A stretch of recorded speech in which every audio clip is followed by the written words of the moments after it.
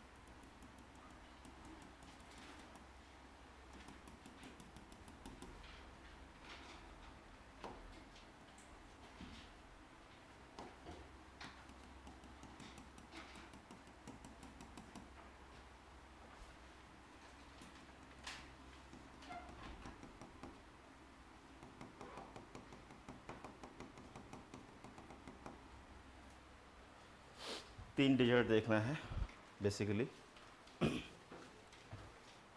एक तो सहारा है,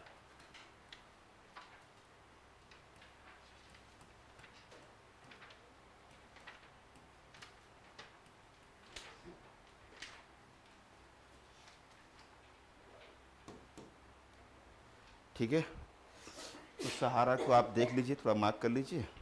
कंट्री याद करने की ज़रूरत नहीं है, 11 देशों में फैला हुआ है।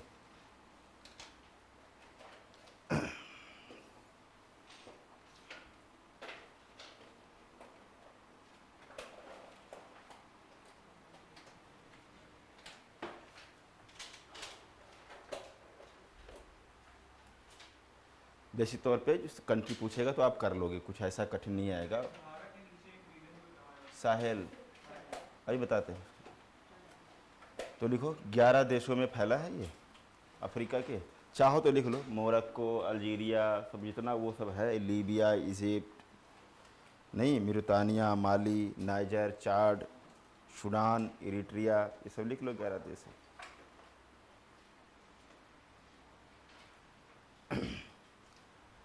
पहला पॉइंट लिखेंगे कि वर्ल्ड का लार्जेस्ट ट्रॉपिकल डिजर्ट है, यानी कि विश्व का सबसे बड़ा गर्म मरुस्थल या उष्ण मरुस्थल।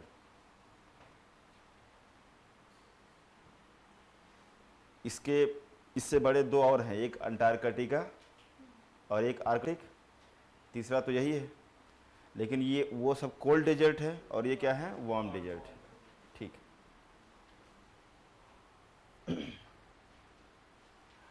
अब इसमें देखिएगा, कुछ नाम याद रखना है आपको। एक तो जब हम बात करेंगे लीबिया की, है ना, तो लीबिया में इसी को कहते हैं लीबियन डिजर्ट।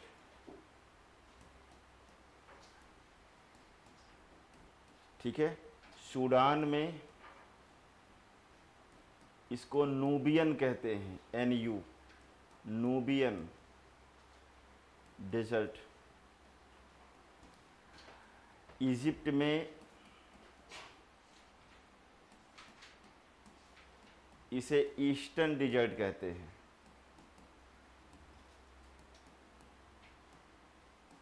ये नाम याद रखना है आपको, ठीक है ना। लीबिया में लीबियन, सूडान में नूबियन और इजिप्ट में इसको ईस्टर्न मरुस्थल कहा जाता है। ठीक है। तो आप कह सकते हैं कि जो ये सूडान वाला एरिया है इधर की तरफ, ये वाला एरिया जो सूडान की तरफ है, या आप कह सकते हैं कि जो ईस्टर्न डिजर्ट है, ईस्टर्न डिजर्ट को जो नाइल रिवर है, ये बाकी जो सहारा का हिस्सा है उससे इसको सेपरेट करती है ना।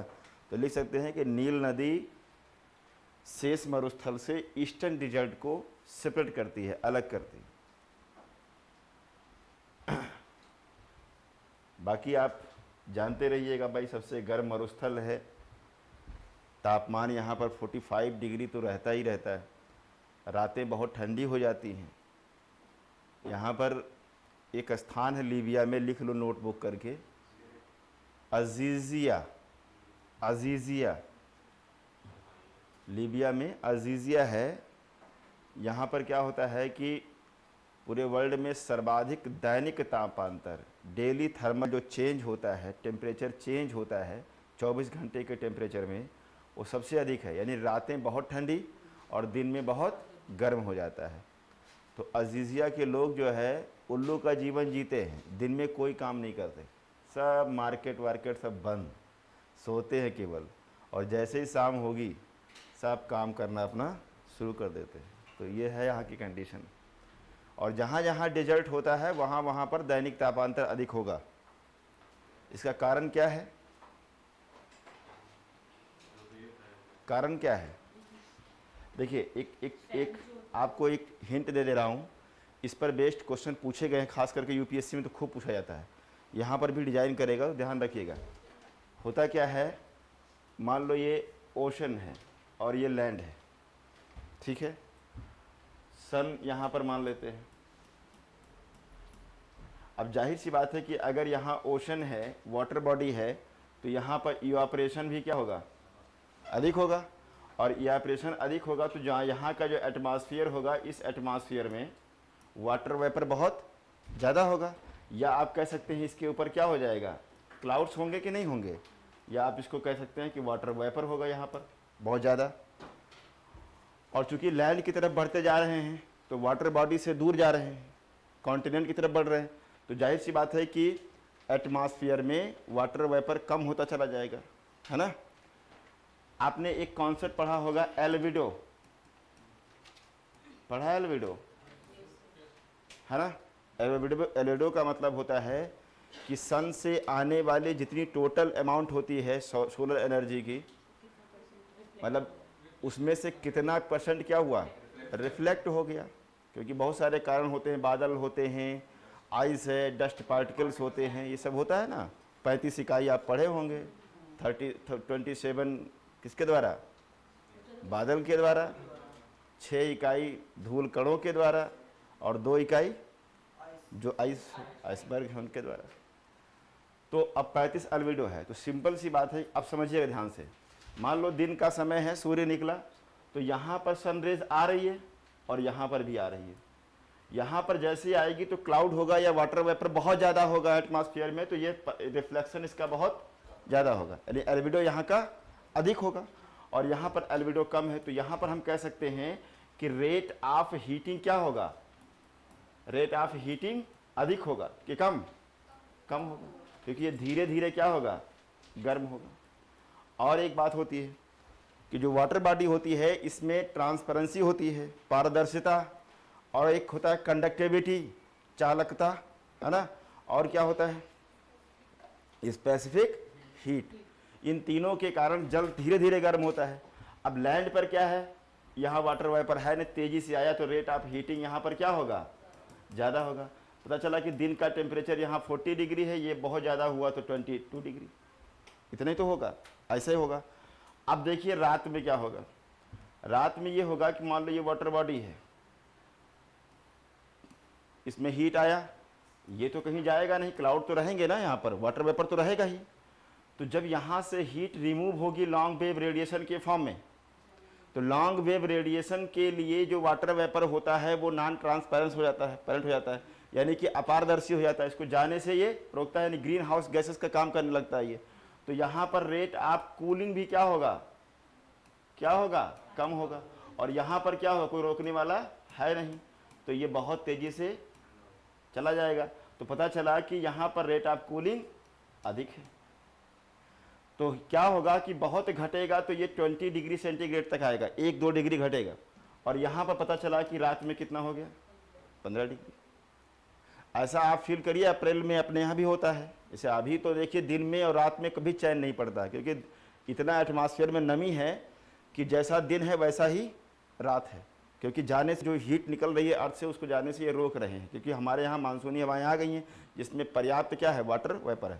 तो अब ध्यान से देखिएगा, अब अगर हम आपसे कहें कि ये वाटर बॉडी है और ये लैंड है, ये मान लीजिए मिड पॉइंट है किसी कॉन्टिनेंट का, तो हम कहेंगे कि वाटर बॉडी से लैंड की तरफ बढ़ने पर दैनिक तापांतर क्या होगा, बढ़ेगा। तो सबसे कम तापांतर कहाँ है, आप कहेंगे सी लेवल पे, और सबसे अधिक कहाँ पर होगा, जो भी कॉन्टिनेंट का मिड पॉइंट होगा। कुछ ऐसा कॉन्सेप्ट है, आप समझते रहिएगा। अब क्या करेगा वो, ऐसे क्वेश्चन पूछ लेगा। ऐसे मान लो कि हमने कहा कि ये इंडिया का मैप बना दिया, अब यहाँ पर एक ले लिया कोच्चि, क्या ले लिया, कोच्चि ले लिया, यहाँ पर हमने कहा बेंगलुरु ले लिया, यहाँ पर हमने भोपाल ले लिया, यहाँ पर हमने दिल्ली ले लिया। अब कहेगा इन 4 शहरों को दैनिक तापांतर के आधार पर अरेंज करो, तो सबसे कम दैनिक तापांतर कहाँ होगा, कोच्चि में होगा, उसके बाद बेंगलुरु में होगा, उसके बाद भोपाल में होगा, उसके बाद, समझ गए इसको। तो चाहे इसमें यही शहर दे, चाहे कोई शहर दे दुनिया की, अगर हमको लोकेशन पता है केवल और कॉन्सेप्ट को अप्लाई करके कोई भी प्रश्न का उत्तर आप दे लेंगे, ठीक है ना। तो ये ध्यान रखिएगा। चलिए, तो यहाँ पर अजीजिया को आप जानते रहिएगा, लीबिया में है।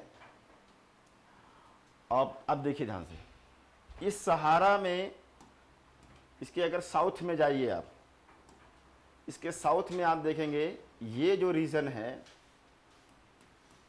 इसको कहते हैं साहेल। क्या कहते हैं, साहेल। अब बेसिकली साहेल होता क्या है, तो आप कह सकते हैं कि सेमी एरिड रीजन होता है सहारा के साउथ में, सहारा के दक्षिण में अर्ध शुष्क क्षेत्र होता है, ठीक है। जहां पर क्या हो रहा है कि हम कह सकते हैं कि अविवेकपूर्ण ढंग से कृषि कार्य किए जाने के कारण सहारा का एक्सपेंशन हो रहा है, ठीक है ना। यहाँ पे तो ऐसे ऐसे लोग हैं, कह दिए कि नहीं सहारा का विस्तार हो रहा है, उसके पीछे कारण कि इस क्षेत्र में हाथी बहुत मिलते थे, और हाथी के जो पांव पड़ते हैं उससे मिट्टी खराब हो जाती है, तो हाथी मरवा दिए वहाँ, अरे लाखों की संख्या में। तो हैं सब, अभी बेचारे पढ़े लिखे उतना है नहीं।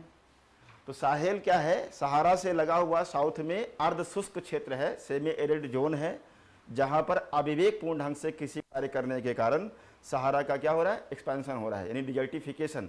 तो डिजर्ट समस्या नहीं होती है, समस्या क्या है, डिजर्टिफिकेशन है, मरुस्थलीकरण समस्या है, मरुस्थल समस्या नहीं। मरुस्थल तो प्रकृति की देन है ना, वो तो नेचर ने दिया है, हम अपने कुकर्मों से क्या कर रहे हैं, इसको बढ़ाते जा रहे हैं।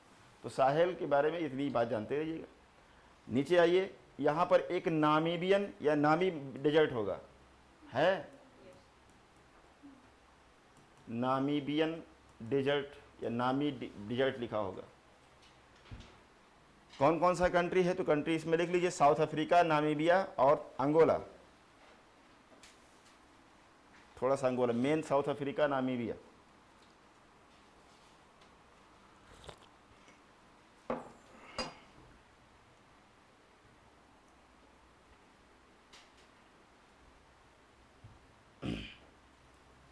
ये भी खूब ठंडा हो जाता है, क्योंकि टेम्परेट रीजन में है ना ये, तो ये कभी ठंडा हो जाता है। यहाँ पर वर्षा बहुत ही कम होती है, फॉग जो गिरती है, फॉग से ये पानी निकल ले लेते हैं, तो इसको फॉग डेजर्ट भी बोलते हैं। इसको लिख लो, फॉग डेजर्ट, फॉग डेजर्ट कहते हैं इसको।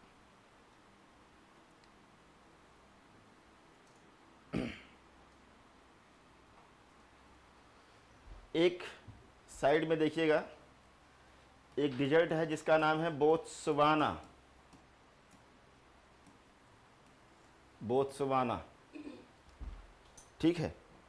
बोत्सवाना में लिख लीजिए कंट्री पहले, तो एक तो बोत्सवाना लिख लीजिए, एक साउथ अफ्रीका लिख लीजिए, है ना, और थोड़ा सा नामीबिया में भी है ये, और जाम्बिया, जायरे में और जिम्बाब्वे में भी है ये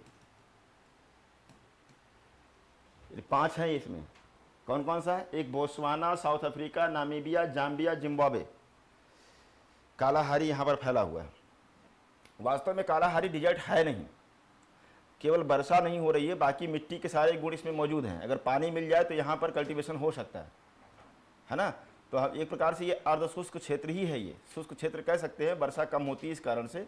लेकिन जो डिजर्ट के जो मिट्टी में गुण हैं वो गुण ऐसे हैं कि जिसमें सिंचाई कार्य हो जाए तो खेती हो जाएगी। तो फिर भी आप लिख लीजिए कालाहारी मरुस्थल है ये कालाहारी, हमने बोस्वाना मरुस्थल लिख दिया क्या? कालाहारी लिखो ना यार, कालाहारी डिजर्ट। तो क्या लिख लीजिए? साउथ अफ्रीका, बोस्वाना,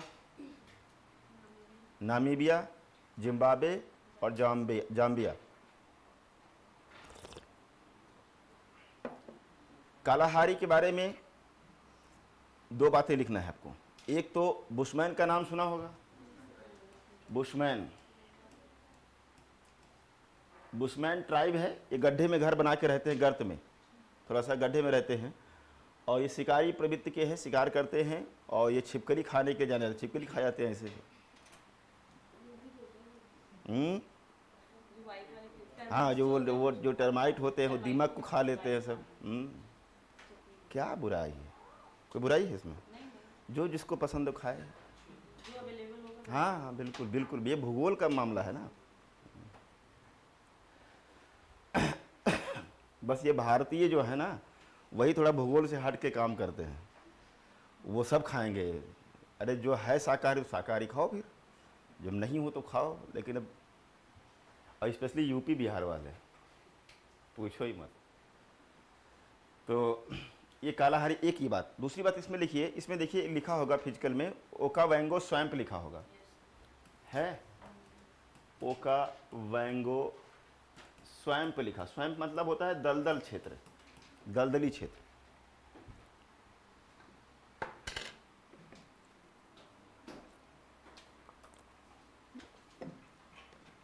तो वास्तव में है क्या कि एक नदी वहां पर बहती है, जैसे लूनी अपनी नहीं है लूनी नदी, वैसे ही ओकावैंगो नदी है और वो वहां बहती है। अब इस नदी के द्वारा थोड़ा बहुत पानी की सप्लाई हो जाती है, वाटर सप्लाई हो जाती है कालाहारी में। इस कारण से ओकावैंगो रिवर को कहते हैं कालाहारी का आभूषण, गहना। ओकावैंगो नदी को कालाहारी का गहना कहते हैं, आभूषण।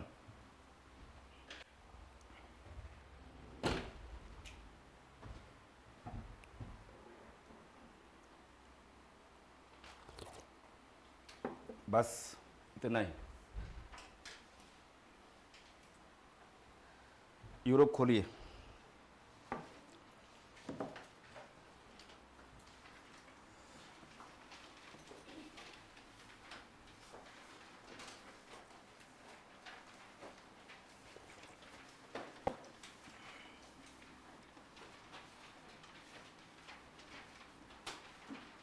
तीन कॉन्टिनेंट हो गए। और फाउंडेशन में कितना लगता है? 35 दिन लगा, 40 दिन लगा था। लेकिन छोड़ा कुछ नहीं हूँ, पढ़ाया सब हूँ, बस थोड़ा सा पढ़ाने का ढंग बदल जाता है। अब उसमें सब लिखाया जाता है, खड़े होकर के एक एक लाइन लिखो, आराम से नोट्स बनवाई जाती है, सब होता है, थोड़ा अलग हो जाता है और क्या। तो देखिए थोड़ा पॉलिटिकल मैप देखिएगा। और पॉलिटिकल मैप में अब आपको बेस बनाना है आइसलैंड के पास। यहाँ पर देखिए ये आइसलैंड है ना, आइसलैंड पर आप पहुँचिए और आइसलैंड से आपको रूट ये लेना है, देखो ध्यान से, ये रूट पकड़ना है, ऐसे किनारे किनारे आपको चलना है मेरे साथ। ये रूट रहेगा ऐसे, ठीक है। कोस्टल कंट्रीज को देखना है। पेन उठाइए और देखिए ध्यान से। तो सबसे पहले आइसलैंड पहुंच गए आप। तो आइसलैंड में, आइसलैंड को देखिए कंडीशन उसकी।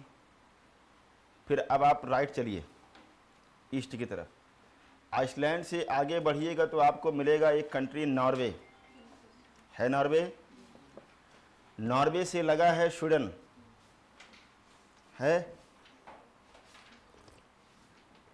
स्वीडन को देखते हुए एक सागर है बाल्टिक सागर, उसको सब क्रॉस कर जाइए, बोथनिया की खाड़ी को क्रॉस कर जाइए तो आपको मिलेगा फिनलैंड, है फिनलैंड।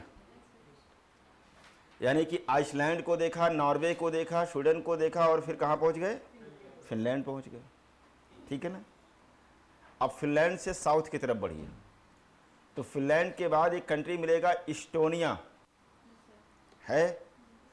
इस्टोनिया से लगा हुआ है लाटविया, है लाटविया, और लाटविया के साउथ में है लिथुआनिया, है। तो फिर से देखिए, आइसलैंड देखा, नॉर्वे देखा, स्वीडन देखा, फिनलैंड देखा, इस्टोनिया देखा, लाटविया देखा, फिर लिथुआनिया देखा। हो गया। लिथुआनिया के नीचे जाइए तो आपको मिलेगा पोलैंड, है पोलैंड। अब पोलैंड से आपको चलना है वेस्ट की तरफ, तो अब पोलैंड से लगा हुआ है जर्मनी, है जर्मनी। जर्मनी के नॉर्थ में देखिए तो आपको मिलेगा डेनमार्क, मिल गया। डेनमार्क से नीचे आ जाइए फिर जर्मनी, और जर्मनी से फिर चलिए वेस्ट में, तो एक कंट्री मिलेगा नीदरलैंड, है। और नीदरलैंड से लगा हुआ है बेल्जियम, है बेल्जियम। और बेल्जियम से लगा हुआ है फ्रांस, पहुंच गए फ्रांस। अब फ्रांस के नॉर्थ में जाइए तो आपको मिलेगा यूनाइटेड किंगडम, यूके, है। यूनाइटेड किंगडम के वेस्ट में देखिए तो आपको मिलेगा आयरलैंड, है। अब लौट आइए, आयरलैंड से फिर यूके आइए, और यूके से पहुंच जाइए फ्रांस, और फ्रांस से फिर आगे बढ़िए तो फ्रांस से लगा हुआ है स्पेन, है स्पेन। स्पेन के साउथ में देखिए तो आपको मिलेगा पोर्चुगल, है पोर्चुगल। पोर्चुगल से होते हुए फिर से आपको फ्रांस, स्पेन का हिस्सा मिलेगा, फिर फ्रांस का हिस्सा मिलेगा, फिर पहुंच जाइए इटली, देखा इटली। इटली का पूरा चारों तरफ से देखते हुए अंदर की तरफ जाइए तो ऊपर देखिए ये कंट्री होगा, कौन सा है? स्लोवेनिया, है स्लोवेनिया। ध्यान से देखिएगा, यहाँ से प्रश्न पूछेगा इसलिए बता रहा हूँ अभी। स्लोवेनिया देखा, स्लोवेनिया के नीचे है क्रोशिया, या उससे लगा हुआ क्रोशिया है क्रोशिया। क्रोशिया से लगा है बोस्निया, है बोस्निया। बोस्निया के नीचे है मॉन्टीनीग्रो, नहीं है। मॉन्टीनीग्रो के नीचे जाइए तो मिलेगा अल्बानिया, और अल्बानिया से लगा हुआ है ग्रीस, है ग्रीस। अब ग्रीस को देखते हुए इधर की तरफ बढ़िए तो एक कंट्री मिलेगा आपको, क्या? तुर्की का एक हिस्सा है इस्तांबुल, है इस्तांबुल। इस्तांबुल को देखिए, वो तुर्की का पार्ट है यूरोपियन। इस्तांबुल को देखने के बाद बुल्गारिया पहुंच जाइए, बुल्गारिया से पहुंचेंगे रोमानिया, पहुंचे, और रोमानिया से कहाँ पहुंचेंगे? मोल्डोवा कोस्ट पे है, तब फिर क्यों बोल रहे हैं? रोमानिया के बाद पहुंचेंगे यूक्रेन, और यूक्रेन से आगे पहुंचेंगे आप कहाँ? रसिया, यही तो है ना। मोल्डोवा कोस्टल है, कोस्टल कंट्री देख रहे हैं ना।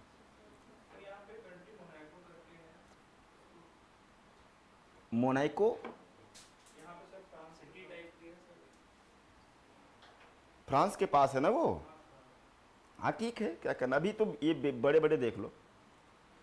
तो फिर से एक बार रिकॉल करिए।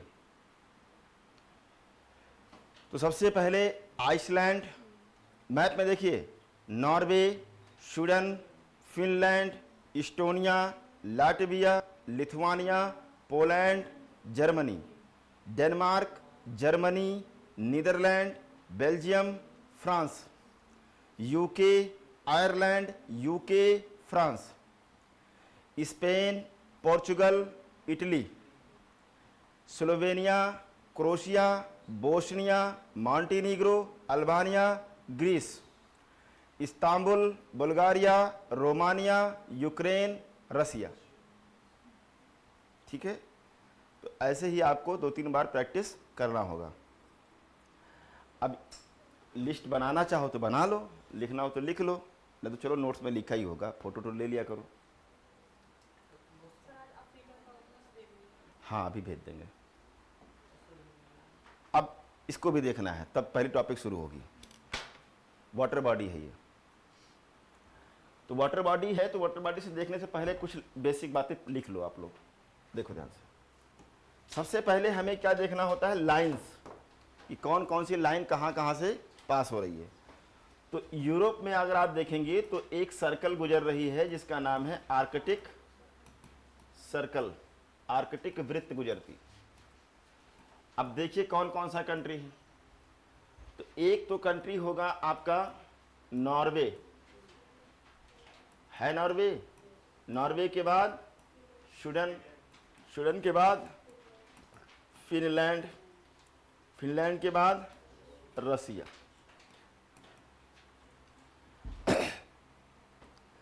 Arctic circle Iceland, Norway, sorry Iceland नहीं, नॉर्वे, स्वीडन, फिनलैंड और रसिया से पास होती है। आइसलैंड से मत मार दीजिएगा, देखने में लगता है, चूंकि ऐसे होता है ना, ऐसे होता तो लगता है वो साउथ में है आइसलैंड। एक बार पूछ लिया था ऐसे ही, तो देखने में तो लगता है कि ऊपर ही है। तो एक तो ये हो गया। अब पीछे से रिकॉल कर लीजिए, हमने नॉर्थ अमेरिका में पढ़ा था अलास्का, कनाडा और ग्रीनलैंड। अब बाकी यहाँ से जोड़ लीजिए, नॉर्वे, स्वीडन, फिनलैंड और रसिया। अब ये खत्म, आर्कटिक सर्कल इतनी ही देशों से गुजरती है। अब देखिए ध्यान से,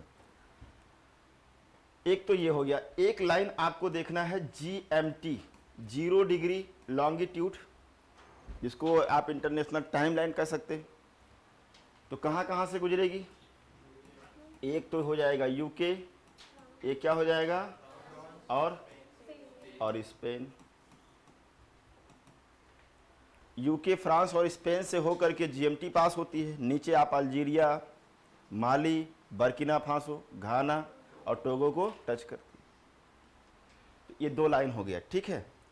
अब ध्यान से फिर से देखिए, एक कंट्री है आइसलैंड, एक है नॉर्वे, एक है स्वीडन और एक है डेनमार्क। इतने कंट्री को लिख लीजिए, इनको कहते हैं स्कैंडिनेवियन कंट्री, स्कैंडिनेवियन कंट्री कहते हैं, स्कैंडिनेवियन कंट्री कहते हैं। इसी में अगर हम फिनलैंड को भी ऐड कर लें तो ये बन जाता है Fino Scandinavian, Fino Scandinavian country कहते हैं।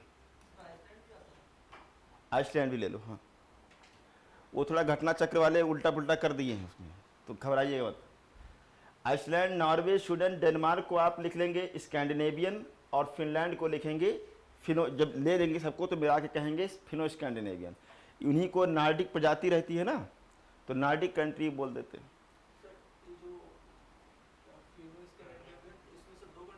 नहीं नहीं, इसमें सबको ले लेंगे, स्कैंडिनेवियन तो प्लस पूरा कर लेंगे और फिनलैंड को मिलाएंगे, तब फिनो स्कैंडिनेवियन कहा जाएगा। फिनलैंड के कारण जुड़ जाता है। अब देखिए, एक कंट्री आपने देखा है इस्टोनिया,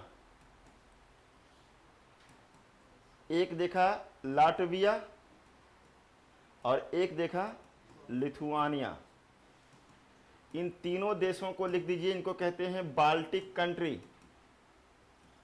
या बाल्टिक स्टेट, बाल्टिक देश। अब आपका काम क्या है कि बाल्टिक से लगे हुए सारे कंट्री देख लीजिए यहाँ पर। तो कौन कौन सा है, देखो ध्यान से आप, पोलैंड है, रसिया है, और कौन है, ये बाकी ये सब है, स्वीडन भी है ना। तो इस तरह से ये सब देख लिया करिए। जो इस तरह के सराउंडिंग में कंट्री होती है, पूछ लेता है कौन इसमें लगा है कौन नहीं लगा है। अब आगे बढ़िए, आगे बढ़ेंगे तो एक पेनिनसुला मिलेगा आपको, एक पेनिनसुला है जटलैंड। ये पूछा जाएगा आपसे, जटलैंड पेनिनसुला, जटलैंड प्रायद्वीप। अब फिजिकल में देखिए मिलेगा डेनमार्क, देख रहे हैं ना, हाँ, तो इस जटलैंड पर ही है डेनमार्क। डेनमार्क किस प्रायद्वीप पर है, तो आप कहेंगे जटलैंड पेनिनसुला पे है। एक ये,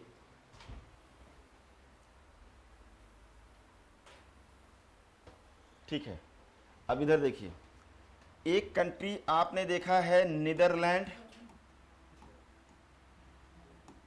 एक है बेल्जियम, और एक है लैंडलॉक है लग्जमबर्ग।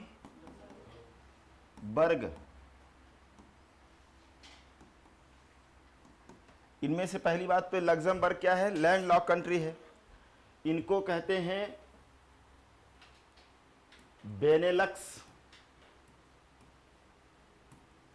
कंट्री, या इसी को कहते हैं, क्या कहते हैं, लोलैंड कंट्री। बेनेलक्स का तो इकोनॉमिक इनका ग्रुप है, BE से बेल्जियम हो गया, N इसे नीदरलैंड, लक्स से लग्जमबर्ग, तो बेनेलक्स मिला करके बना दिया। इकोनॉमिक इनका ग्रुप है जिसमें आपस में फ्री ट्रेड करते हैं। और लोलैंड इसलिए है कि थोड़ा सा सी लेवल से इनकी ऊंचाई कम है देशों की, लोलैंड कंट्री कहते हैं इसको। आगे देखिए, एक पढ़ते होंगे आप यूके, यूनाइटेड किंगडम, और एक पढ़ते होंगे ग्रेट ब्रिटेन, होता है ना ऐसा। तो देखिए यूके में कौन कौन सा है, तो अगर हम आपसे कहें कि एक ले लीजिए स्कॉटलैंड, स्कॉटलैंड ले लिया, एक ले लिया वेल्स, और एक ले लिया इंग्लैंड, इनको मिलाकर के कहते हैं ग्रेट ब्रिटेन। इनका एक ही पार्लियामेंट है ना, एक ही पार्लियामेंट है। अब इसमें जो नॉर्थ आयरलैंड है, ये कहे कि हमारा पार्लियामेंट तो अलग रहेगा, लेकिन राष्ट्रपति जैसे अपने यहाँ होता है ना, तो वैसे वहाँ पर कौन होता है, राजा या रानी, यही तो है ना, राष्ट्रपति की भूमिका में वही तो है ना। तो कहे कि रानी राजा जो भी रहेगा वो हमारा माना जाएगा, हमारा प्रेसिडेंट की तरह काम करेगा वो आपका ही, लेकिन हमारा पार्लियामेंट क्या रहेगा, अलग रहेगा। तो जब ग्रेट ब्रिटेन के सारे देशों को मिलाते हुए नीदरलैंड के साथ पढ़ते हैं, तब ये बन जाता है यूनाइटेड किंगडम। एक ये,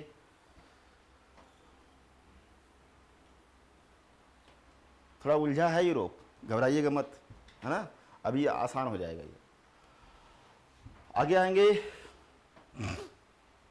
एक पेनिनसुला है आइबेरियन पेनिनसुला। अब कहां पर मिलेगा, स्पेन और पोर्चुगल, दो कंट्री हैं इस पर, स्पेन और पोर्चुगल, दो कंट्री इस पर हैं। आइबेरियन पेनिनसुला जो निकला हुआ है बाहर, तीन ओर से जल से घिरा हुआ है, तो आइबेरियन प्रायद्वीप पर स्पेन और पोर्चुगल दो कंट्री अवस्थित हैं। और नीचे आइए, इटली के पास पहुंचिए, और इटली के पश्चिम में देखिए, तो एक आइलैंड होगा जिसका नाम है कोर्सिका। क्या नाम है, कोर्सिका। उसी के नीचे एक आइलैंड है जिसका नाम है सरडीनिया, है। इटली से नीचे साउथ वेस्ट में देखिए कोने पर एक होगा सिसिली, है, सिसिली। तीन आइलैंड को मार्क कर लीजिए, एक कोर्सिका है, सरडीनिया है और सिसिली है। तो कोर्सिका पर अधिकार किसका है, फ्रांस का, और सरडीनिया सिसिली किसके हैं, इटली के हैं। अभी पीसीएस का मेंस दे के आए हैं सब लोग, तो पढ़ के खूब दिए होंगे इसको। देखो इसीलिए कहते हैं कि हम मैपिंग कराने का मतलब ये नहीं होता है कि 2 4 10 प्रश्न फंसाना। मैपिंग जिसको अच्छी आती है वो वर्ड हिस्ट्री भी अच्छी लिखेगा, वो अच्छी समझ पाएगा, जल्दी सीख पाएगा, उसके लिखने की ढंग अलग हो जाएगा, क्योंकि उसमें यही सब नाम होते हैं, सरडीनिया, कोर्सिका, सिसिली, नेपल्स, लोम्बार्डी का मैदान, यही सब तो पढ़ते हैं ना आप। गैरीबाल्डी, तो क्या क्या सब है उसमें, गैरीबाल्डी को पढ़ा होगा ना, अनपढ़ आदमी था, तो अनपढ़ आदमी बहुत योग्य हो सकता है ना। दो तीन नाम हैं, जैसे गैरीबाल्डी को आप देख लीजिए, पढ़ा लिखा नहीं था। अकबर भी पढ़ा लिखा नहीं था, अलाउद्दीन खिलजी पढ़ा लिखा नहीं था। हाँ, सब देखिए एक से एक महान हुए। वो सुनते हैं दूसरों की। आईएएस कभी जो है क्या होता है पब्लिक में, जब रिटायरमेंट के बाद सबसे बुरी हालत किसकी होती है? हम ही आप सबकी होनी है, क्योंकि हम सुनते कहाँ हैं किसी की। समस्या तो ये है, और ये लोग सुनते हैं सबकी, इसलिए आगे बढ़ जाते हैं। तो ये आइलैंड्स को जानते रहिएगा। आगे बढ़िए। तो आगे बढ़ेंगे और पहुंच जाइए, जो ऐसे बना होगा ये, इसको कहते हैं बाल्कन प्रायद्वीप। पूरा कंट्री एक तरफ से लिखना शुरू कर दीजिए सब। Slovenia, Croatia, Bosnia, Montenegro, Albania, Greece,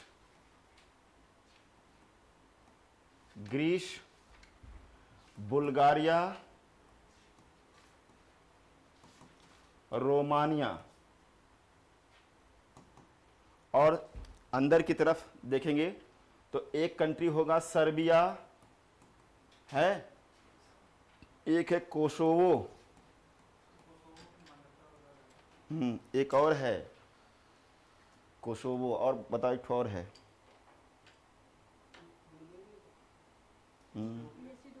Macedonia.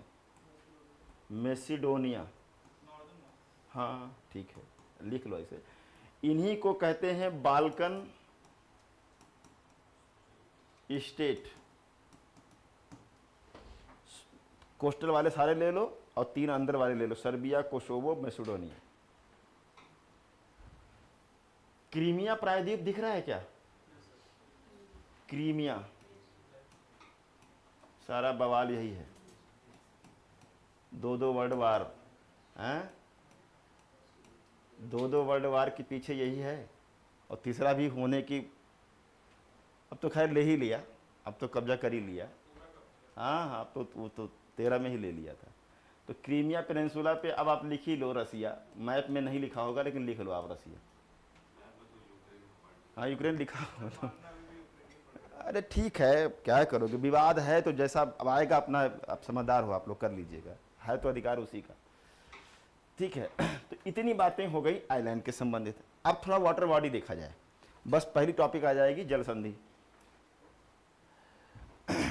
फिर से वहीं चलिए, आइसलैंड पे जाइए और मार्क करते रहिएगा थोड़ा थोड़ा।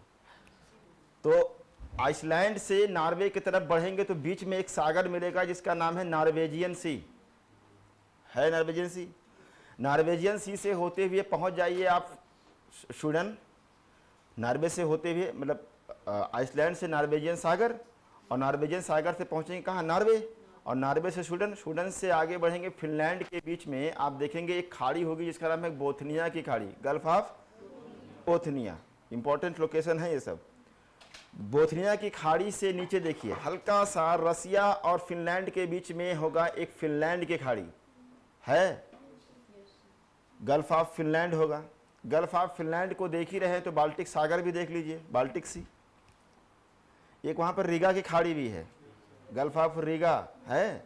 हाँ कर लो मार्क, कर लो क्योंकि वहां इंपॉर्टेंट है, कालिंगराद वहीं के आसपास कहीं होगा।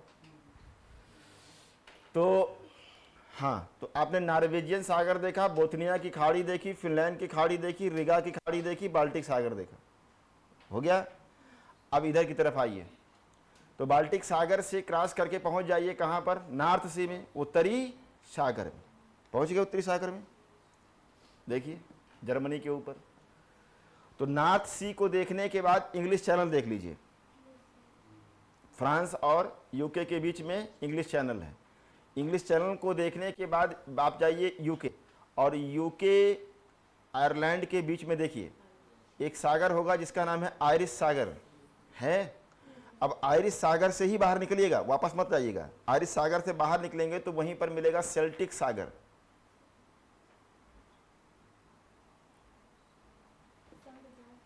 नहीं मिला? फिजिकल में देखिए, फिजिकल में देखिए, मिल गया।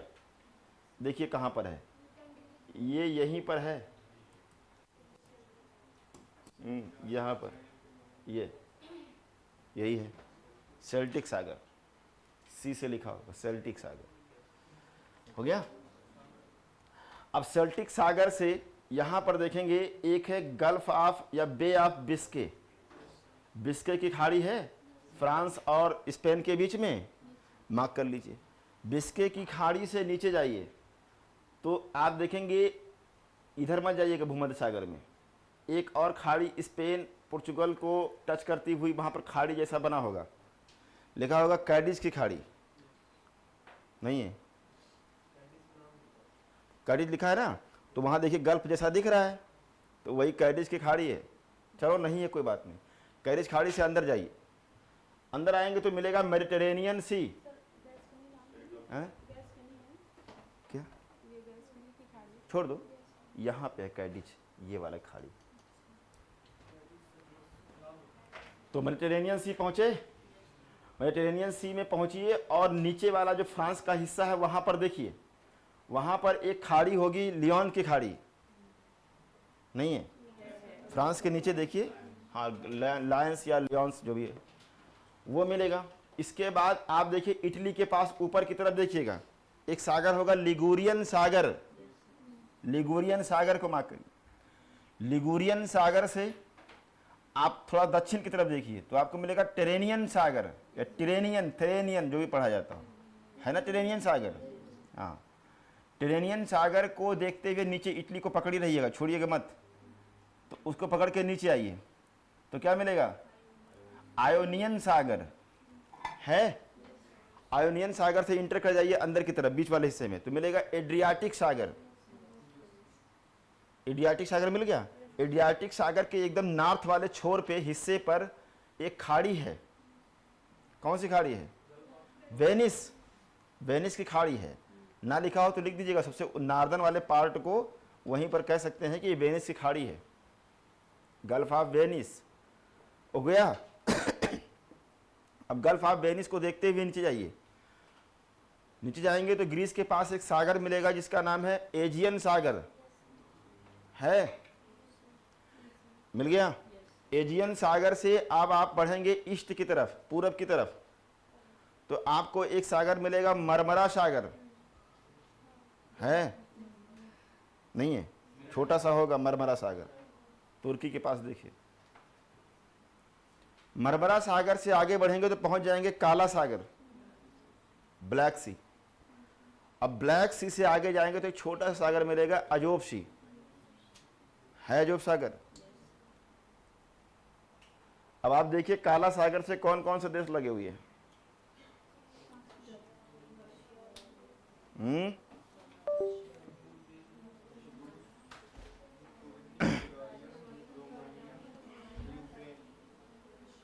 तो अपने नोट्स में ऐसे डाल दो, ऐसे कर लो, एक लिख लेना आप लोग एड्रियाटिक देख के और एक ब्लैक सी, कौन कौन से देश सराउंडिंग में हैं ये पूछा जा सकता है पीसीएस में, इस बार के लिए इंपॉर्टेंट, देख के लिख लीजिएगा। आगे बढ़िए और एक बार रिकॉल करेंगे फिर जल संधि पढ़ेंगे। देखिए अपने एटलस को तेजी से, सबसे पहले Iceland, Norway, Sweden, Finland, Estonia, Latvia, Lithuania, Poland, Germany, Denmark, Germany, Netherlands, Belgium, France, UK, Ireland, UK, France, Spain, Portugal, Italy, Slovenia, Croatia, Bosnia, Montenegro, Albania, Greece, Istanbul, Bulgaria, Romania, Ukraine, Russia, यही है ना।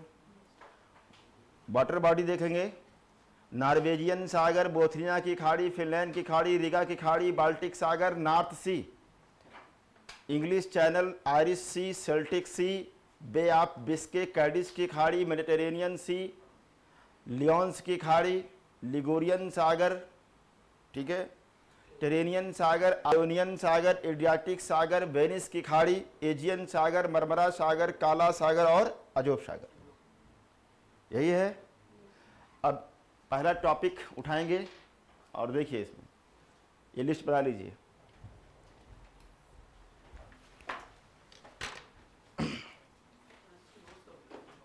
Europe का आज ही ले लो, आज ही ले लो, हाँ आज ही ले लो। नोट्स रख लो, बस मेन चीज़ होता है देखना। एटलस में देखना मेन चीज़ आपका होना चाहिए। देखना आ गया, देख लिए, प्रॉपर मार्क कर लिए, रिवाइज कर लिए, तो बस क्वेश्चन हो जाएगा।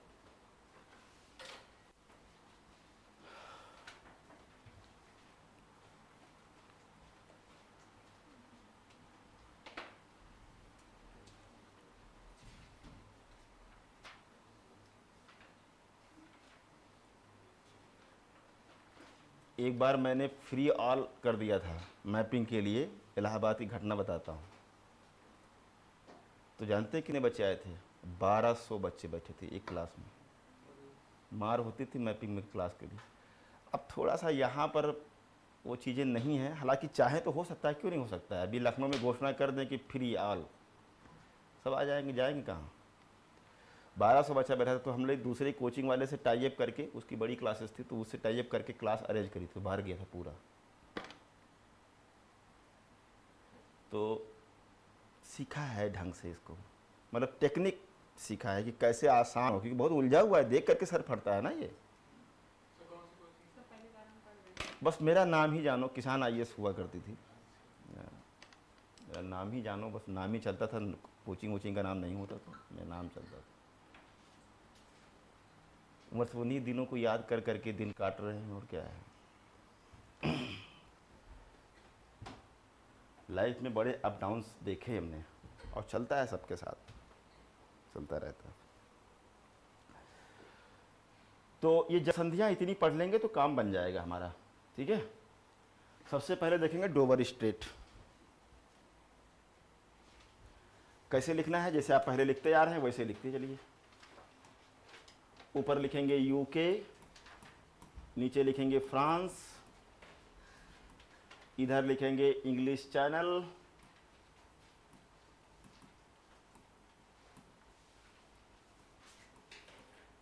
इधर लिख देंगे नॉर्थ सी, उत्तरी सागर। इनको जोड़ देंगे। इस जलसंधि का नाम है डोवर स्ट्रेट। डोवर जलसंधि यूके को फ्रांस से अलग करती है, इंग्लिश चैनल को नॉर्थ सी से जोड़ती है। एक जलसंधि। इस जलसंधि के पास देखिएगा ध्यान से, एक स्थान होगा साउथहैम्पटन, ब्रिटेन का। पॉलिटिकल में देखिए, फिजिकल दोनों में देखिए, साउथहैम्पटन है। ये देखिए यहाँ पर, इधर है, इधर की तरफ। हाँ, इंग्लिश चैनल के ऊपर देखिए साउथहैम्पटन है, मार्क करिए। साउथहैम्पटन में लिख लीजिए कि ये ऐसा प्लेस है दुनिया का जहाँ एक दिन में 24 घंटे में 4 बार टाइड आता है। कितनी बार? 4 बार, क्योंकि हर प्लेस पर 2 बार आता है दिन भर में 24 घंटे में। यहाँ पर 4 बार इसलिए आता है कि जब नॉर्थ सी में आता है टाइड, तो 2 बार तो नॉर्थ सी से यहाँ पर उठ जाता है, और 2 बार अटलांटिक से, इसलिए 4 बार यहाँ पर आता है, जानते रहिएगा। दूसरी जलसंधि देखिए, दूसरी जलसंधि होगी सेंट जॉर्ज, है सेंट जॉर्ज। तो एक तरफ आप लिख लेंगे आयरलैंड, एक तरफ लिखेंगे यूके, एक तरफ आप लिखेंगे आयरिश सी, आयरिश सागर, और एक तरफ लिखेंगे सेल्टिक सी। इनको जोड़ दीजिए, इनका नाम है Saint George Strait. Saint George Strait Ireland को यूके से अलग करती है, सेल्टिक सागर और आयरिश सागर दोनों को आपस में कनेक्ट करती है। अगली जलसंधि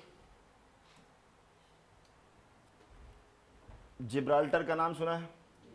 तो अब देखिए, इसको ऐसे लिखना है, ऊपर लिखेंगे स्पेन और ब्रैकेट में लिख देंगे यूरोप, नीचे लिखेंगे मोरक्को और ब्रैकेट में लिखेंगे अफ्रीका, क्योंकि इंटरकॉन्टिनेंटल है ये। इधर की तरफ लिख लेंगे अटलांटिक ओशन, और इधर लिखेंगे मेडिटेरेनियन सी, भूमध्य सागर। इनको इनको आपस में जोड़ दीजिए। इस जल संधि का नाम है जिब्राल्टर स्ट्रेट। Gibraltar straight. अब देखिए ध्यान से, यहीं पर एक करंट मिलती है, जिब्राल्टर करंट, है ना। अब जिब्राल्टर करंट ऐसे चलती है, एकदम पैरेलल चलती है ये लैटिट्यूड के। तो जब पैरेलल चलती है कोई जलधारा, तो इसमें टेम्परेचर या जो हिम गलन होता है, बर्फ पिघलती है, उसका रोल नहीं होता है। इसमें रोल होता है सैलिनिटी का। तो भूमध्य सागर की जो लवणता है वो अटलांटिक महासागर से अधिक है। तो जिसकी सैलिनिटी अधिक होती है उसके वाटर की डेंसिटी भी अधिक हो जाती है, और डेंसिटी अधिक होने के कारण जो वाटर लेवल है वो थोड़ा कम हो जाता है, संकुचित हो जाता है जल। और जहाँ पर लवणता कम है उसकी डेंसिटी भी कम होगी, तो वाटर लेवल थोड़ा अधिक होगा। तो जिधर लवणता कम होती है यानी सैलिनिटी कम होती है, उधर से अधिक लवणता की ओर जल का फ्लो शुरू हो जाता है। तो उसी को हम कह देते हैं कि एक करंट बन गई। तो यहाँ पर इसके पीछे कारण क्या है? लवणता। अटलांटिक की लवणता कम है, भूमध्य सागर की लवणता अधिक, इस कारण से जिब्राल्टर करंट चलती है। तो खैर यहाँ पर आइए, देखिए ध्यान से, अटलांटिक से अगर आपको मेडिटेरेनियन सी जाना है तो और कोई रास्ता नहीं है वाटरवे का, ये तो लैंड मार्क चाहिए उससे। लेकिन अगर वाटरवे देखेंगे तो केवल एक ही रास्ता यही है। इस कारण से इसको कहते हैं कि आप मेडिटेरेनियन सी लिखिए, कि भूमध्य सागर की कुंजी कहते हैं इस जल संधि को, जिब्राल्टर जल संधि को भूमध्य सागर की कुंजी कहते हैं। अब दो लोकेशन यहाँ पर बहुत इंपॉर्टेंट बन जाते हैं, देखिएगा ध्यान से। अगर मोरक्को वाला स्थान ले लें और ये स्पेन वाला इधर प्लेस ले लें, थोड़ा यूनिक है। इसलिए यूनिक है कि यहाँ पर देखिएगा फ्रांस वाला जो हिस्सा है, सॉरी स्पेन वाला, स्पेन वाले हिस्से पर एक पोर्ट मिलेगा जिसका नाम है जिब्राल्टर, है। और ये है यूके का, यानी स्पेन की धरती पर उसका है। और मोरक्को वाले पर एक स्थान होगा जिसका नाम है स्यूटा, ये है स्पेन का बंदरगाह, ठीक है। ऐसे बना लीजिए, स्यूटा शायद ना मिले तो जानते रहिएगा। तो स्यूटा बंदरगाह मोरक्को में है स्पेन का, और स्पेन की धरती पर है जिब्राल्टर बंदरगाह यूके का। क्योंकि उनको पता है ना कि कल को पता नहीं क्या हो जाए, तो यूके आज भी यहाँ पर अपनी नेवी बिठा के रखी है कि कोई स्पेन अब कब्जा कर ले। जो वर्ल्ड वार पढ़ रहे थे, जो हिटलर क्या कर रहा था, ये जो भी था वो इसी को तो कब्जा करने चक्कर में लगे थे सब। इसको बंद कर दो, ब्लैक सागर पे कब्जा कर लो, तो एशिया से इनका जाने का रास्ता बंद हो जाएगा, अफ्रीका जाने का रास्ता बंद हो जाएगा। तो ये बहुत इंपॉर्टेंट लोकेशन है, इसलिए ब्रिटेन कोई रिस्क लेना चाहता नहीं, तो इसलिए अपना यहाँ पर नेवल बेस बना के रखा है, ठीक है। तो ये जानते रहिएगा। अगली जल संधि आप देखेंगे, एक है बोनी, ये देख सकते हैं जिब्राल्टर पोर्ट है, ये स्यूटा है। देखिए कोर्सिका बताया था अभी हमने, कोर्सिका जो कि फ्रांस का है, और सर्डिनिया किसका है? तो इटली का है, सर्डिनिया इटली का है।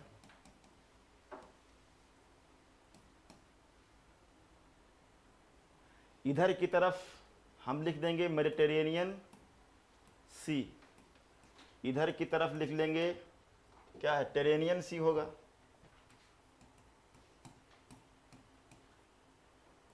और इनको जोड़ दीजिए, इसका नाम है बोनी फेसियो स्ट्रेट। बोनीफेसियो जल संधि फ्रांस के कोर्सिका से इटली के सर्डिनिया को अलग करती है, जबकि भूमध्य सागर से तरेनियन सागर को जोड़ती है। ये सब बड़े अच्छे आइलैंड हैं, बन जाइए पहले कुछ लाइफ में, तब घूमिएगा। ये सब कोर्सिका में बहुत सारी मूवी शूट होती है, तमाशा शूट हुई थी भारत में, तमाशा, वहाँ तमाशा बन गई थी वही। तो यहाँ बहुत लोग जाते हैं, अच्छे हैं सब। अरे सब जब पढ़ेंगे वर्ल्ड हिस्ट्री तो सब मिलेगा। बड़ा खेल है इसमें कि तुम ये ले लो, तुम हमारे साथ मिल जाओ, हम तुमको ये दे देंगे, ऐसे चलता था सब। तो एक है बोनीफेसियो। तो कौन कौन से देखा? डोवर जल संधि, सेंट जॉर्ज देखा और जिब्राल्टर के बाद बोनीफेसियो देखा। अब देखेंगे एक होगा सिसिली, देखा था आपने सिसिली? तो देखिए सिसिली, मान लो कि यहां पर हमने लिख दिया सिसिली, और ये है इटली का ही तो दोनों है, छोड़ जाने। और इधर लिख देंगे मेन इटली। यहां पर है टेरेनियन सागर और नीचे है आयोनियन सागर, आयोनियन सी। इनको जोड़ दीजिए। इस जलसंधि का नाम है Messina, Messina strait, Messina strait. Messina जलसंधि इटली के सिसिली को मेन इटली से अलग करता है, जबकि टेरेनियन सागर को आयोनियन सागर से जोड़ती। यहां पर है,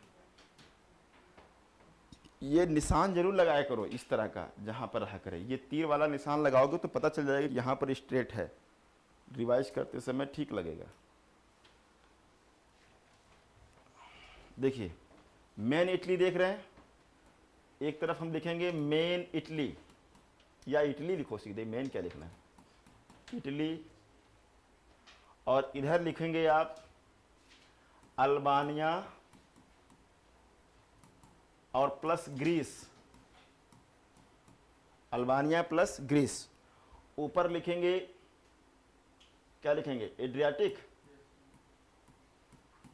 एड्रियाटिक सी। और नीचे कौन सा है, आयोनियन सी। इनके बीच में एक जलसंधि है ओटरैंटो, ओटरैंटो स्ट्रेट, ओटरैंटो स्ट्रेट यहां पर है। तो ओटरैंटो स्ट्रेट इटली से ग्रीस अल्बानिया को अलग करती है, जबकि एड्रियाटिक सागर को आयोनियन सागर से जोड़ती है। ठीक है, आगे दो जलसंधियां हैं, बड़ी इंपॉर्टेंट हैं, दोनों को एक साथ लिखेंगे। कैसे लिखेंगे देखिए, हम लिख देते हैं यहां पर, ऐसे बना लेंगे। ये मान लो कि भाई हमारा एजियन सागर है और इधर से ये एक स्टेट बनाएंगे, फिर ये छोटा सा मान लो मरमरा सागर है,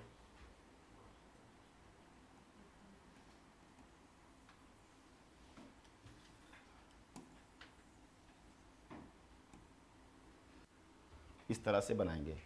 ये हो जाएगा एजियन सी, ये है मरमरा सी, ये है ब्लैक सी। ठीक, नीचे है तुर्की, तुर्की का कौन सा पार्ट, एशिया वाला। और ऊपर हम लिख देंगे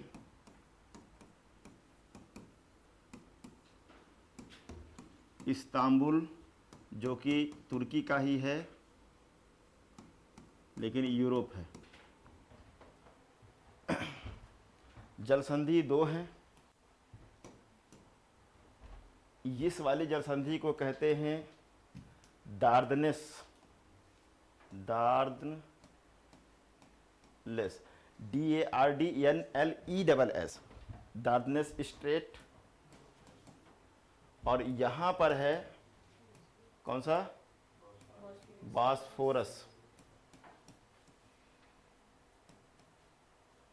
स्ट्रेट। तो अब देखिए कैसे करेंगे। दार्दनेस जलसंधि एजियन सागर को मरमरा सागर से जोड़ती है, जबकि बॉस्फोरस जलसंधि मरमरा सागर को काला सागर से जोड़ती है। जबकि ये दोनों जलसंधियां तुर्की के इस्तांबुल, जो यूरोप का पार्ट है, उससे जो एशियन तुर्की है उसको क्या करती हैं, अलग करती हैं। ये दोनों जलसंधियां हैं। तो जब बॉर्डर पढ़ेंगे हम लोग एशिया वाला, तो वहां पर हम फिर से जिक्र कर देंगे, वहां कैस्पियन से शुरू करके, या वहां जो क्या कहते हैं यूराल माउंटेन से एक बाउंड्री खींचेंगे पूरी एशिया की, तो वो सब इंपॉर्टेंट हो जाएंगे वहां पर। तो एक जलसंधि ये हो गई। आगे बढ़ेंगे, एक जलसंधि होगी कर्च, ये देखिए यहाँ पर कर्च है, तो क्रीमिया देख रहे हैं, क्रीमिया,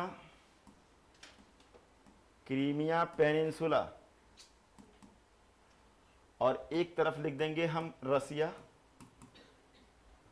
एक तरफ लिखेंगे अजोब सी, और इधर लिखेंगे ब्लैक सी। इनके बीच में एक जलसंधि है जिसका नाम है कर्च स्ट्रेट, कर्च जलसंधि। हो गया? इतना ही तो पढ़ना था, कहाँ कठिन है। तो पहली जलसंधि डोवर पढ़ा। डोवर जलसंधि इंग्लिश चैनल को नॉर्थ सी से जोड़ती है जबकि फ्रांस यूके को अलग करती है। सेंट जॉर्ज जलसंधि आयरिश सागर को सेल्टिक सागर से जोड़ती है जबकि आयरलैंड को यूके से अलग करती है। जिब्राल्टर जलसंधि अटलांटिक महासागर से भूमध्य सागर को जोड़ती है और मोरक्को या अफ्रीका को स्पेन या यूरोप से अलग करती है। बोनिफेसियो कोर्सिका और सर्डिनिया के बीच में है जो टेरेनियन सागर और भूमध्य सागर को जोड़ते हैं। मेसिना जलसंधि सिसिली और मेन इटली को अलग करते हैं, टेरेनियन सागर को आयनियन सागर से जोड़ती है। ओट्रेंटो जलसंधि एड्रियाटिक सागर को आयनियन सागर से जोड़ती है और इटली को ग्रीस अल्बानिया से अलग करती है। ठीक है। डार्डनेस जलसंधि एजियन सागर को मरमरा सागर से जोड़ती है और बास्फोरस जलसंधि मरमरा को काला सागर से जोड़ती है। दोनों जलसंधियां इस्तांबुल को मेन टर्की से अलग करती हैं। कर्च जलसंधि अजोब सागर को काला सागर से जोड़ती है, क्रीमिया को मेन रसिया से अलग करती है। अब आसान हो गया थोड़ा सा ना। अब एक लिस्ट बनाइए नदियों की, यूरोप की इंपॉर्टेंट रिवर्स। नदियां ही पढ़ा जाता है इसमें, नदियां पढ़ लेंगे सब खत्म हो जाएगा अपने आप।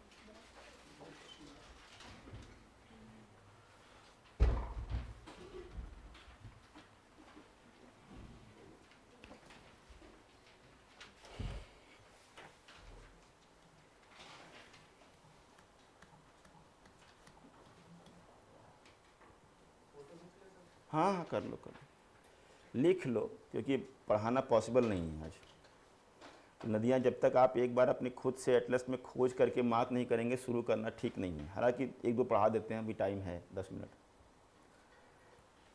तो कौन कौन सा? वेस्चुला नदी, ओदर नदी, एल्ब नदी, वेजर है, राइन है, सेल्ट है, सीन है, लॉयर है, गारोने है, रोन नदी, डावरो, टॉगस, ग्वादल की ओर एब्रो, पो नदी, टाइबर नदी, Danube, Dniester, Dnieper, Bug river, Donets, Don, Volga, Ural, Onega, Dvina, Mezen और पेचोरा।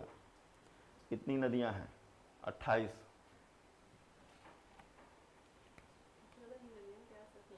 हैं?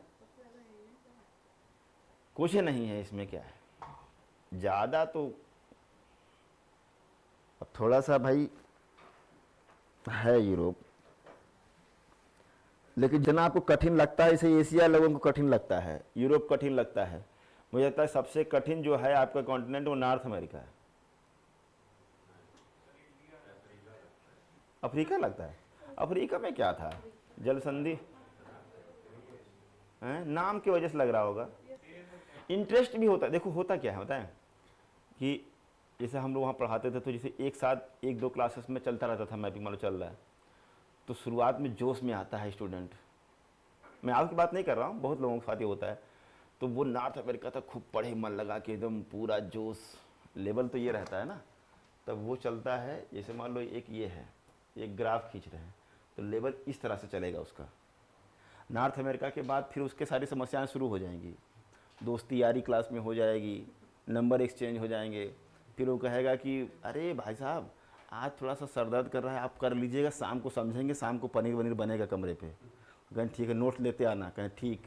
अब जाएगा बढ़िया नोट्स लेगा वो, तो एक दिन वो गैप मारेगा। ऐसे करते करते फिर वो लेवल ऐसे आता शुरू हो जाएगा और आके फिर यहीं खड़ा हो जाएगा। ये जहाँ पे जीरो था, जीरो पे ही खड़ा हो जाएगा। टाइम वेस्ट कर दिया इतना इतना। तो इस तरह से माउंटेन बनता है, स्लोप बन जाता है, जिसको क्या कहते हैं? Symmetrical fold. सेम जैसे ऊंचाई चलेगी वैसे ही घट जाएगा। तो अब क्या होगा जब ये हो जाएगा? आएगा फिर मीठा मीठा बतियाएगा, सर बड़ी समस्या हो गई थी, क्या हो गया? अरे सर घर में इतनी दिक्कत हो गई कि कहाँ बताएं हम। अब वो बोलता है पूरा वही अवध वाली बेल्ट सब होता है पूरा, वो दे आएगा। सर अब कौने क्लास में चली मैपिंग, आ रहा है 10 दिन बाद, तो बताएं 10 दिन बाद चलेगा फिर से दूसरी क्लास में। सर उसमें कर लें पूरा, हाँ हाँ बिल्कुल करो। फिर आएगा वो, फिर नॉर्थ अमेरिका में शुरू करेगा इसे, फिर पढ़ेगा, फिर उसका बहुत होगा तो साउथ अमेरिका तक चला जाएगा, फिर आगे गिर जाएगा उसका, फिर ऐसे चलता रहता है। तो वो 1 2 3 बार इसको कर लेता है तो नॉर्थ अमेरिका उसका अच्छा हो जाता है। तो कहता है कि नहीं सर आप गलत कहते हैं, नॉर्थ अमेरिका तो आसान है। एक्चुअल में क्या है कि वो इतना ज़्यादा वो पढ़ चुका होता है, तो ये होता है कभी कभी कि इंटरेस्ट जो होता है शुरुआत में ज़्यादा होता है तो इसलिए अच्छा लगने लगता है, जबकि है टफ। मेरा मानना अपना है, जैसे हम जब सीखे थे तो हमको ये कठिन लगा था, बाकी ये सब बड़ा आसान लगता है। अफ्रीका में इसलिए आपको लग रहा होगा कि नाम कठिन, नाम की वजह। अभी कहाँ, अभी तो मिलेगा वो रसिया, उसमें नाम मिलेंगे, निजनी वर्टोवस्क, कौन कौन सा है, व्लादिवोस्टोक हैं, खूब नाम मिलेगा सब। मित्र देश अब कहाँ रहा, अब चला गया, वो पाकिस्तान का मित्र हो गया। चलो तो नहीं कल नहीं हो पाएगी, यही तो पढ़ना है इसमें। अरे नदियाँ पढ़ने में बहुत टाइम लगता है, इसी के साथ सारे सिटी देखना होता है। ये अंतिम टॉपिक भी मान लो, लेकिन इसी में पढ़ना होता है, 2 दिन लग जाएगा। तो वेस्टुला में शुरुआत करेंगे, पहुंचिए पोलैंड में। पोलैंड जाइए, इधर पढ़ते हैं, पोलैंड में जाइए।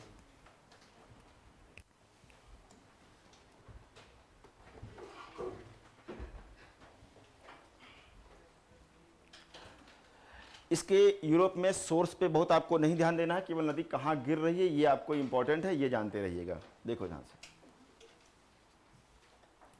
ये एक नदी ऐसे ले करके चलो और यहाँ पर हम गिराएंगे,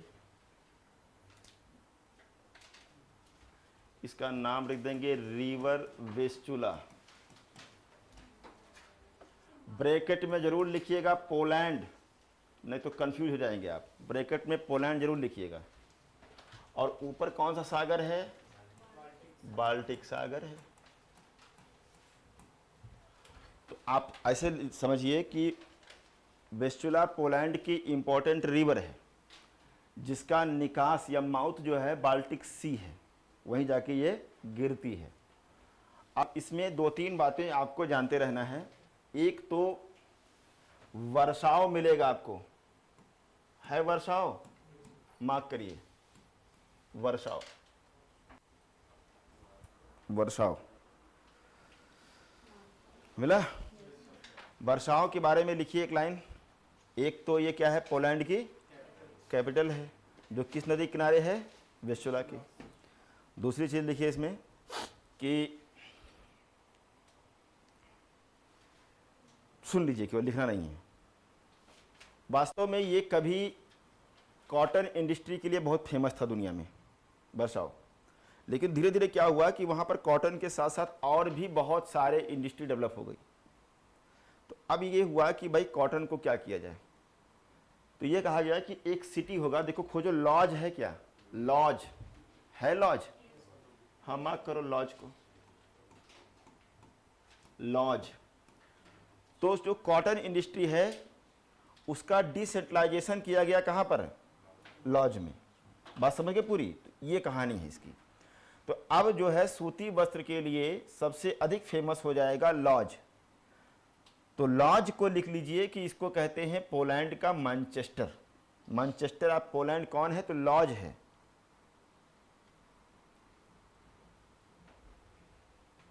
ओके,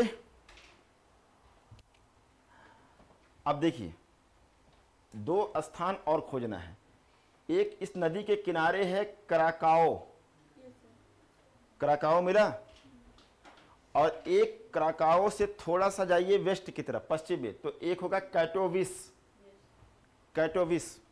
2 स्थान खोज लीजिए। एक तो हम कह देंगे कराकाओ है,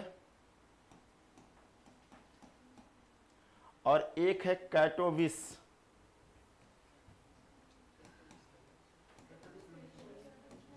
नहीं है कैटोविस, देखो यहाँ पर है ना ये कराकाओ, और यहाँ पर है कैटोविस, इस तरह से नदी के थोड़ा सा आप लेफ्ट साइड में लिख लीजिएगा।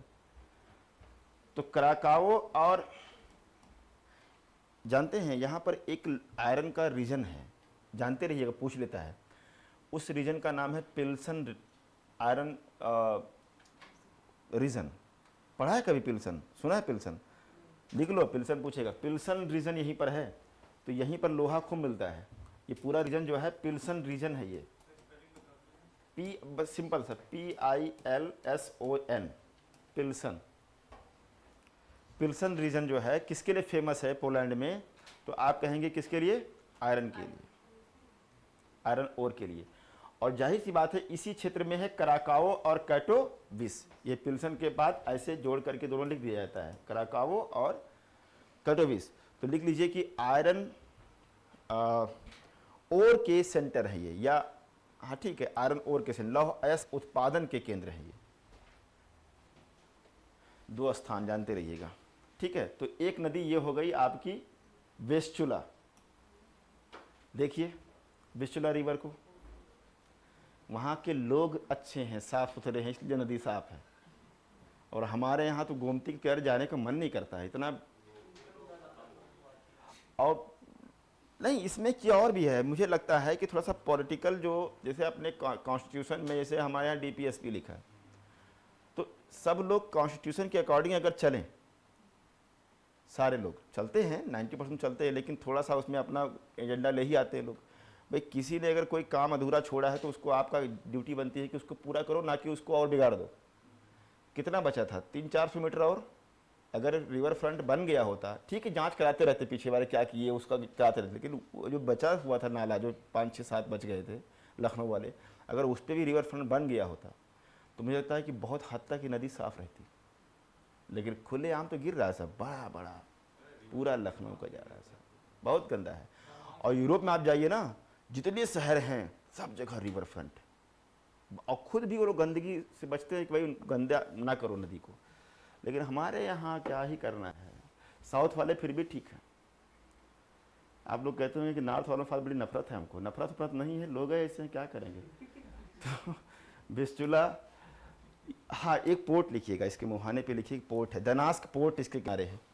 दनास्क जी से लिखा होगा, जी से, जी साइलेंट होता है। दनास्क पोर्ट मार्क कर लीजिएगा, उसके मुहाने पे बना दीजिएगा कि दनास्क पोर्ट इसके मुहाने पर है, दनास्क। ये देखिए वर्साव है, ये लॉज सिटी है, ये क्राकाओ है, ये कैटोविस है।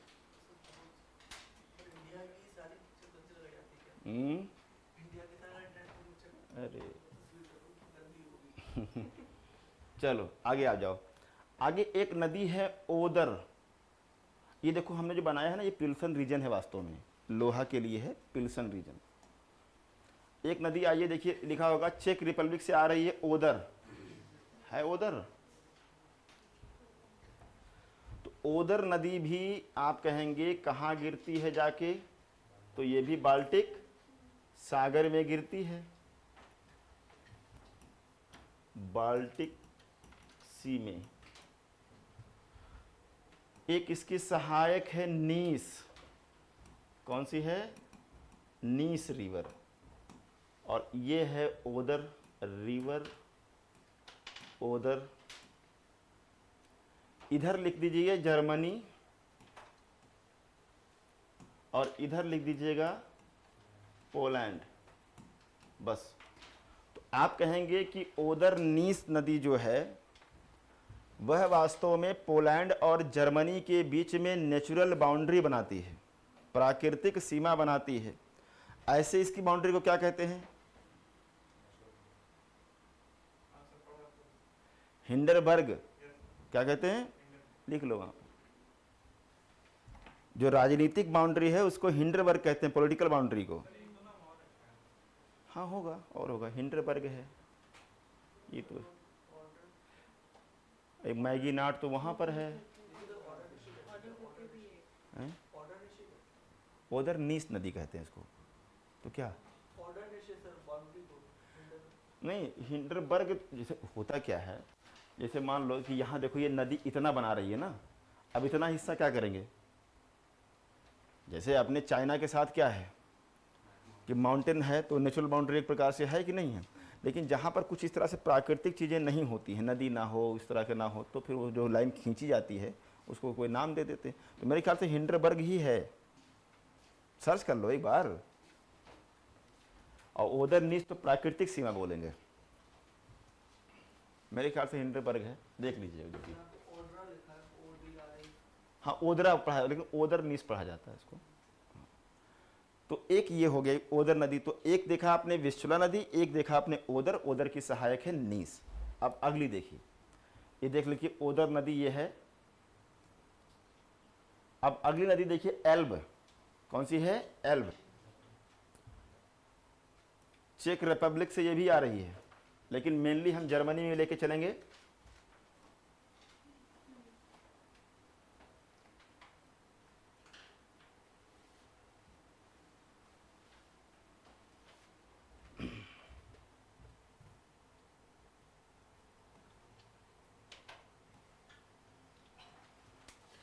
रिवर एल्ब कहाँ गिर रही है, नॉर्थ सी में।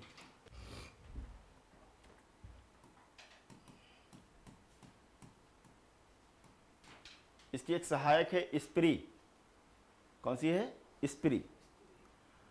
तो अब ये देखिए ब्रैकेट में जरूर डालेंगे जर्मनी, नहीं तो गड़बड़ होगा, जर्मनी। तो एल्ब जर्मनी की इंपॉर्टेंट रिवर है जो जाके गिरती है नॉर्थ सी में, माउथ उसका है। अब इसकी एक सहायक है स्प्री, इसके किनारे है जर्मनी की राजधानी बर्लिन। बर्लिन किसके किनारे है, स्प्री। स्प्री ऑप्शन में नहीं होगा, तब ऐसे में आप लगाइएगा एल्ब। एक तो ये, दूसरी बात जहां पर ये नदी गिर रही है वहां पर एक पोर्ट है हैम्बर्ग, कौन सा है, हैम्बर्ग। G20 हुआ था ना यहाँ पे, हैम्बर्ग। तो हैम्बर्ग में बेसिकली आप जानते रहिएगा डेयरी प्रोडक्ट के लिए सब फेमस क्षेत्र है, डेयरी प्रोडक्ट यहाँ पर खूब डेवलप हुआ है। तो हैम्बर्ग पोर्ट किसके किनारे है, आप कहेंगे एल्ब के किनारे है। अब एक चीज़ और जानिएगा, इसमें एक स्थान खोज लीजिए, मिल जाए तो अच्छे है। पॉलिटिकल में देखिएगा एक स्थान है जिसका नाम है ड्रेसडेन, है ड्रेसडेन है। तो ड्रेसडेन किसके लिए फेमस है,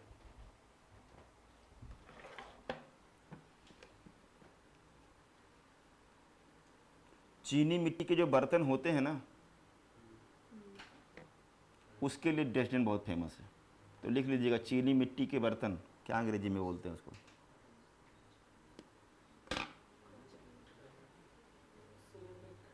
हाँ जो भी हो देख लिख लो अपने हिसाब से।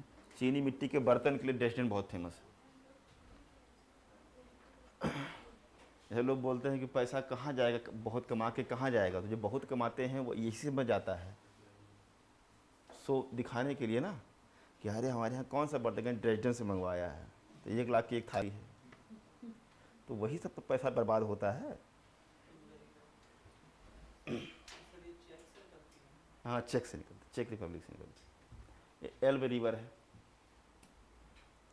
स्प्री उसकी सहायक है, उसी किनारे ये बर्लिन दिख रहा है, बर्लिन सिटी, ये भी उसी का पार्ट है। ये ड्रेसडेन है। हाँ जाते नहीं हैं, खूब जाते हैं सब। हकीकत बताएं, अभी आपके पास 50-60 करोड़ रुपया हो जाए तो आप भी इंडिया में नहीं रहोगे, सही बता रहा हूँ। मेरे पास तो खाली 5-6 करोड़ इकट्ठा हो जाए बस, बस कनाडा निकल लिए धीरे से, स्वीडन, और क्या।